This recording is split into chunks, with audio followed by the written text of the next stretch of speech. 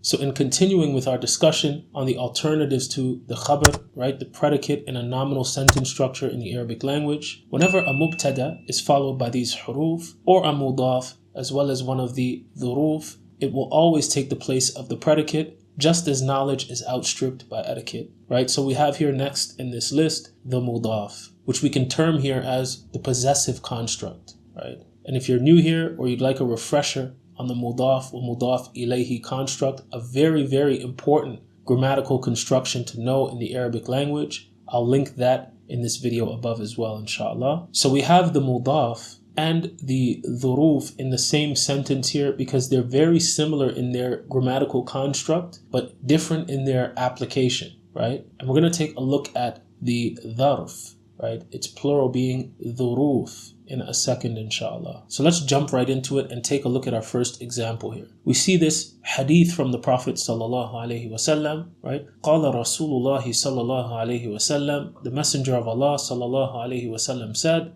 "Ad-du'a'u mukhul ibadah, mukhu al-ibadati." Mukhu, the essence of something, right? Al-ibadah, worship, right?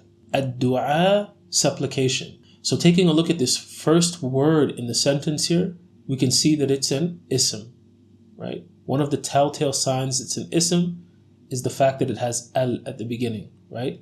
So it's an ism, it's a noun that begins this sentence. It's ma'rifa, right? Which we can tell from the al at the beginning, and it's marfu', it's in a state of rafa, right? We see this dhamma here at the end. Ad-du'a'u, supplication, right? So we've identified the mubtada. And so after ad-du'a, we don't see a singular ism that is indefinite, that is marfu', which is the typical identifier of a predicate in a nominal sentence, right? At a foundational level. Instead, after we see mukhu, originally mukhun, right?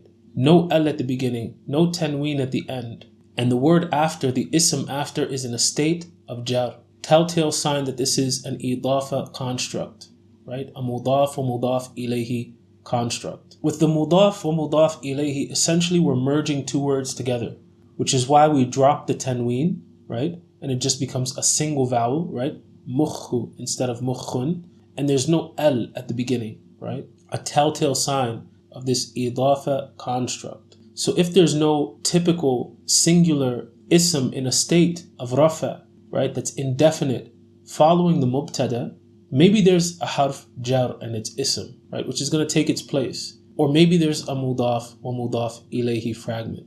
So we've identified the mudaf, right? We've identified the mudaf ilayhi, and so we know that this is the khabar, right?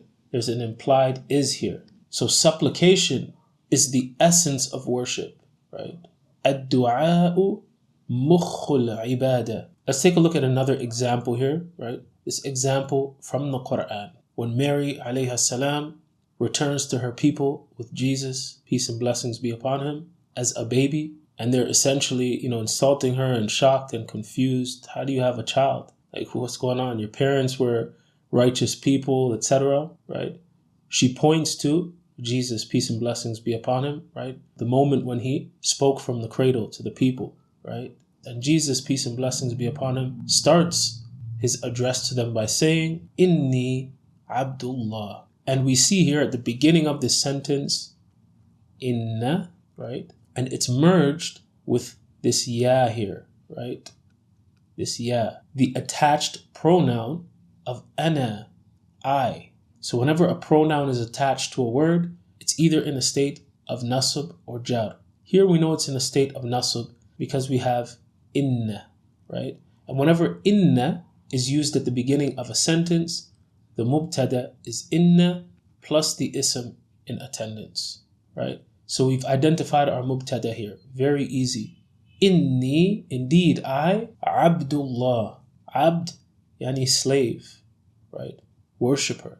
And the word abd does not have al at the beginning, does not have tanween at the end. And the word after, lafdul jalala, the ism after, is in a state of jar, right? Again, telltale sign that we're dealing with a mudaf wa mudaf ilayhi fragment.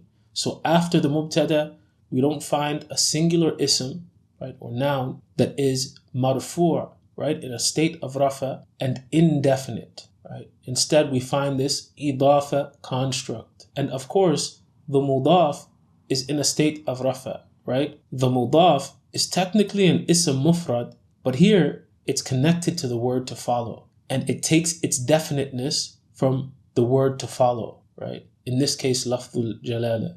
And again, we know that a mubtada that's followed by these huruf, yani the huruf of jar, which we don't find here, or a mudaf, as well as one of the dhuruf, it will always take the place of the predicate, right? So we've identified the mudaf and the mudaf ilay, and so we know that this idafa construct here is the khabar. And so we have an implied is here, or copula, right, as it's called in the English language. Doesn't necessarily need to be is, could be the word are, for example, right? A copula is what's tying the sentence together. And like in this case, is the word am. Indeed, I am the slave of Allah, the worshipper of Allah, right? Let's take a look at another example from the Quran here. Inna Allah sari'ul hisab. Inna, we see again, right? Lafdul jalala. Sari', fast, right? Swift. Maybe we remember this word from the previous lesson. We were taking a look at the example of the car, right? As-sayyaratu sari'atun, right? The feminine form. Here, sari', masculine, right? Al-hisab, taking things to account, right? Hisab. So we see here at the beginning of this sentence, inna, right? The harf, inna. And we know that whenever inna is used to start a sentence, the mubtada is inna plus the ism in attendance, right? So we found our mubtada here, right? Inna Allaha, indeed Allah. And after the mubtada, we don't see a singular ism that is indefinite and in the state of rafa that follows. Instead, we see sari'a, right? No alif lam at the beginning, no tanween at the end. And the word that follows, al-hisab, is in a state of jar, right? It's majroor, a clear telltale sign that this is an idafa construct, right? So we've identified the mudaf here, right? And we've identified the mudaf ilayhi, which lets us know that this here is the khabar, right? And what we'll find here is an implied is, or copula, right? Because a mubtada that's followed by these huruf, yani the huruf of jar, or a mudaf, as well as one of the dhuruf, and we're going to get to the dharf shortly, right? They will always take the place of the predicate. So indeed Allah is swift in reckoning, right? Swift in taking things to account. And as for the dharf,